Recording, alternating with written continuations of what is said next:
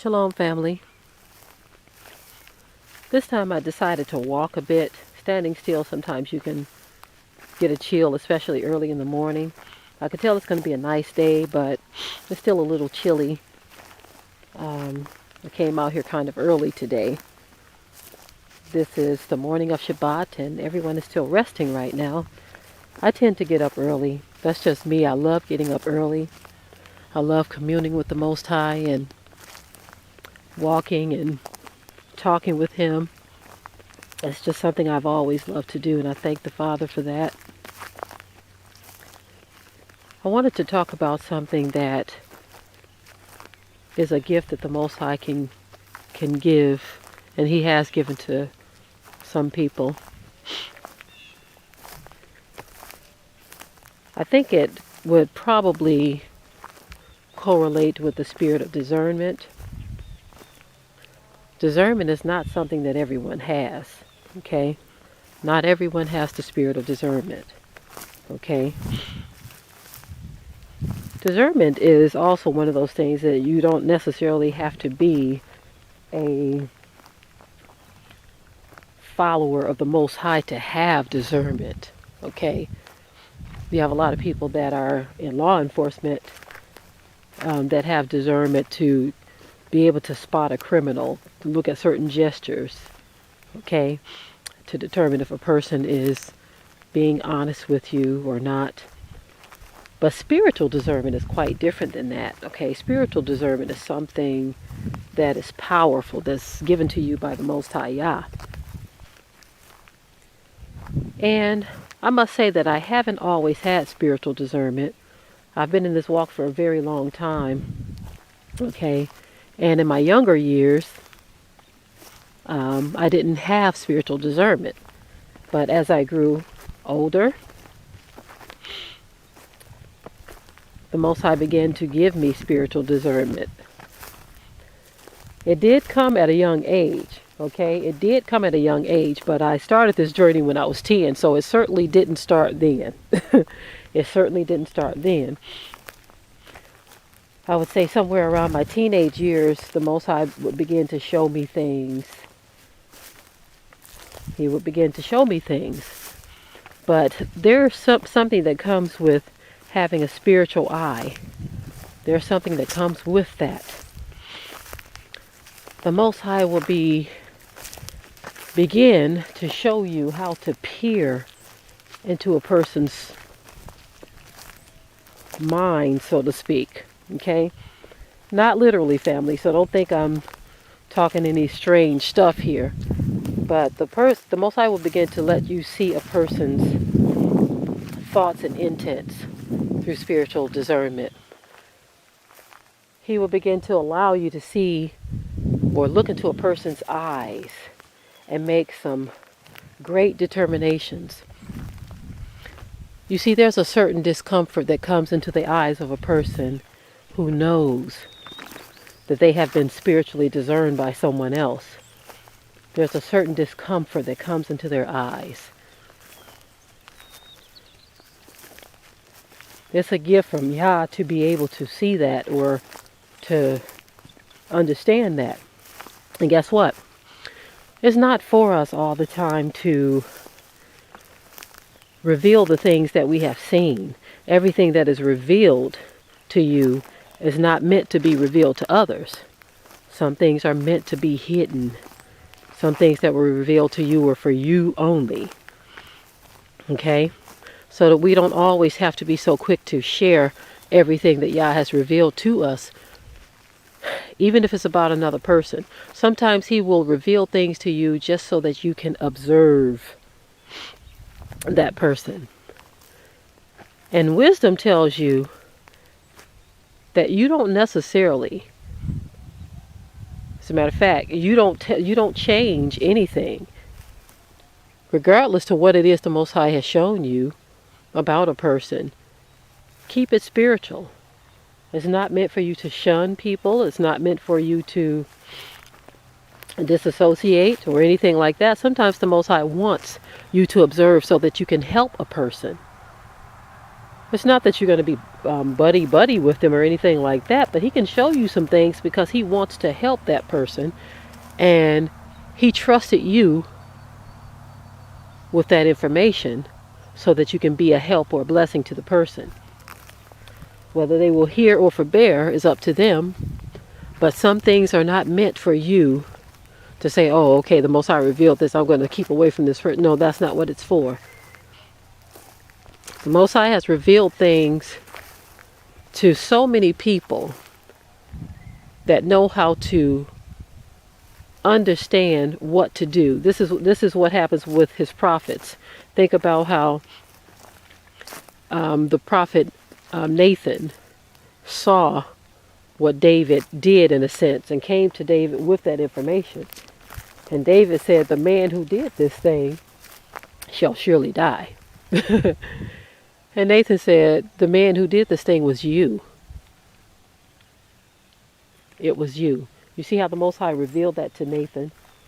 And he knew what to do with that information.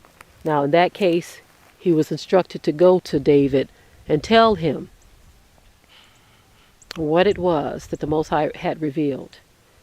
Now, I will say in today's time, you have a lot of false prophets out here who are pretending to be something that they are not. You have people that are tapping into dark powers.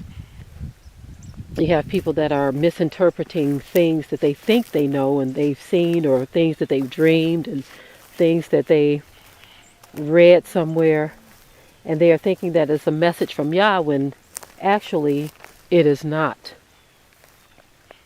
I have seen the working of the power of Yah in my lifetime to be able to determine when something is from Yah or if it's from just myself. I've had some dreams that have been very deep, okay? But I'm not going to affix a meaning to that dream because it was deep. Those that I know come from Yah, I know they are from Yah. Those that are what I would call a tripped out dream that I've had, some of them are just tripped out dreams. Many of us have dreams and we want to attach a spiritual meaning to them, but sometimes there is no spiritual meaning. It was just a dream, okay? But it takes spiritual discernment to be able to determine that. Was this dream from Yah, or was this just something I dreamed that has no spiritual meaning whatsoever? Okay? The same with prophecies. I've seen in the Christian church, as many of us have, the false prophets at work, big time, telling people that they're going to attain this blessing or that blessing, that this is going to happen for them, that they're going to get their breakthrough and their season and their favor and their harvest and all of this other stuff, that they've seen this in the spirit realm, they've seen that, they've seen a big house, or you're going to get that job, or you're going to get that promotion, you're gonna, all of that kind of stuff. Those are not prophecies, okay? I remember one brother gave a testimony of how he said that the Most High blessed him with a house.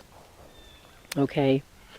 Now, in the testimony, the house was a $350,000 house, but the brother got a mortgage. Okay. We also know of a church that took out this huge loan to have a new church built. The loan was more than $500,000. They ended up losing the church, but it was called a blessing at the time. Look at what the Most High blessed us with. So how is it a blessing if you lost it to foreclosure? You see? So we attach so many things to spirituality, claiming that the Most High has shown us these things, or that this prophet spoke this over my life, and this person had this dream, and this person did this, that, and the other, and the Most High is saying, I am not in any of that. The presence of Yah in a person's life should be obvious. Family, if you are not seeing certain things in your life, This is a call for you to slow down and ask the Father why. Try to understand, what is the thing that separates me from you?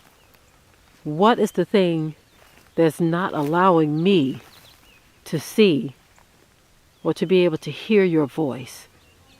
What thing in my life am I involved in that is keeping me from attaching or being connected to the power of Yah? Begin to have that conversation with the Most High. He will begin to show you. It is quiet moments at night or in the morning where you can get away and talk to the Most High, even if you don't start to hear Him right away. As you continue that with faithfulness, He will begin to speak with you, and you will know. He says, my sheep hear my voice, and another they will not follow. See, the enemy has us following so many voices, voices of people, voices of the media, voices of this world, voices of demons and spirits. A lot of people are being moved by spirits so easily these days. And some of them don't even realize it. I have seen people who have been spoken to or whispered to by spirits, who have been tricked by spirits, who do things, simple things they don't even realize. At first I was thinking to myself, I said, this person got to know that what they're doing is not right. You say to yourself this, and then I begin to observe people. I remember telling my husband, I said, baby, I don't think that some people know they're being used by evil spirits. I don't think that some people even realize it. It's really a trip when you think about it. But you sometimes think people are conscious of some of the things that they are doing. That's what happens with mind control and mind manipulation. That people don't always know that it's happening to them.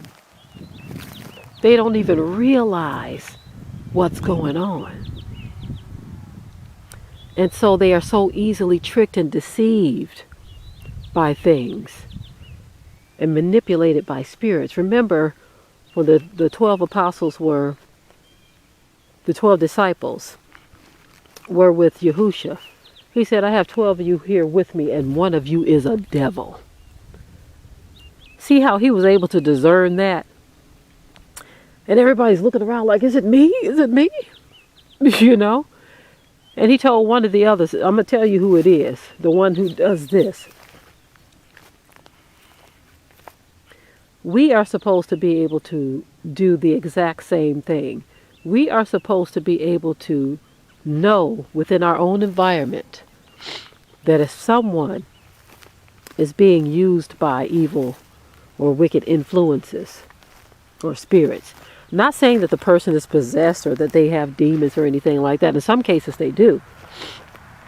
But what I'm saying is, in your environment, whether you're in a work environment, a school, or a church environment, a community environment, neighborhoods, or whatever, the people that are around you, even in your own family, you are supposed to be so spiritually connected that you can tell, or you would know, that a person has a spirit in them that is not of Yah, or that a person is being used by a spirit that is not of Yah. Now, I'm going to blow your mind real quick. Some of you know this already, but some of you don't, okay? A person can be a righteous person, okay, for the most part, living righteously, loving Yah, doing all those good things that you think you're supposed to do as a follower of Yah. But a person like that can still be used by evil spirits, still be used, can still receive the whispers of evil spirits, and move to say and do things that are contrary to Yah. You all remember Peter or Kepha in the Bible, in the New Testament? He thought he was saying and doing something good when he was speaking against the death of Yahushua HaMashiach, the one who the world called Jesus. He thought he was doing something good, but get this. Yahusha said to him, "Get thee behind me, Satan." Because the words that came out of Kepha's mouth, out of Peter's mouth, were not of Yah. The Spirit of Yah did not move on him to say those words. He allowed his fleshly emotions to get in the way and to allow him to speak on something that he was not supposed to speak on and say something that was out of the will of the Father. You see? So don't think just because a person is righteous, oh, they're such a good person. They're so nice. He's so nice. She's so sweet. She's so... People who have those attributes, those human attributes, can also walk in fallacy. They can also be used by evil spirits. They can be influenced by evil spirits. One thing I have seen a major increase of, and this is because the Most High has, hallelujah, blessed me with a spiritual eye. He has been really dealing with me on some things, and I'm so thankful. I'm so thankful that He has opened my spiritual eyes. But I have been witnessing something that is helping me to understand things a whole lot better. I have seen the transferring of spirits from one person to the next. I've seen the transferring of spirits happen so much so to where I would venture to say that it's a little frightening, but it's not. See, the flesh part of me would say that it's frightening only because it's happening so fast and I'm seeing it so much, whereas in times before I haven't seen it. So when the Most High begin to show you things and you begin to see things, you have to realize there's nothing to fear. It's just something for you to understand, get a greater understanding. So when you see these things, you don't fear or marvel. And it's not that I fear the spirits or anything like that. Having that spiritual eye open, you will begin to see things in your environment, in this world, in people that you weren't seeing before. So it's kind of unnerving at times. You can actually see the movement of spirits in people. And sometimes those spirits will manifest in their very face or their eyes or their gestures. And that's the thing that can be somewhat creepy to those who are not used to this kind of thing. I'm grateful that the Most High exposed me to some things early on in life so that I am aware of these things. But when He begins to endow you with a certain understanding, you have to get ready for that so that you don't have any confusion or any fear, so that you can just walk in that power and that authority that the Most High has given you. It's to the point now where I've seen people who have, how can I put this? They have spirits that show them things. And they are believing that they have some type of divine power from the Most High. But these spirits that are revealing things to them are actually wicked spirits, because the way in which they use what is revealed to them, they're using it in a wicked way. If I can come up with an example, if I can think of an example of something such as that, I'll share that example with you. But there are people who have understandings of spiritual things, but it's on a wicked or on a dark side. It's not of Yah. Okay? Here's a good example in Scripture. Here's a good example in Scripture. This is something a little deeper than something being revealed to you, but it's actually something that happened. Now, you all remember when the prophet Samuel died, and the witch of Endor was summoned. Wait a minute, was it the prophet Samuel? Don't quote me on that, as who the prophet was, but I'll just share the story with you. This prophet died, And there was a witch that was summoned to have him come forth from the grave to share some information. And the person who summoned him was in trouble. And the witch who called him forth, after he spoke those words, he felt troubled.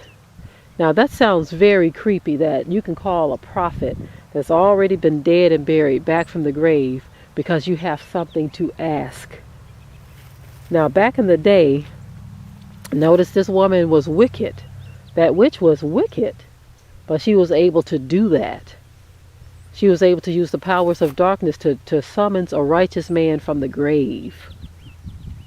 You see, so even in today's time, we think because someone has a dream or that someone says they saw something or things like that, there's always Yah.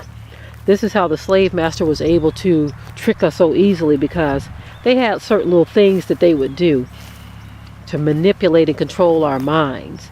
And even now you have religion that is like this Christianity, this drug, this one of the most powerful drugs on the planet, has people's minds so controlled, and we don't think of it as something big. We think that is no big deal. Oh, Christianity, so what?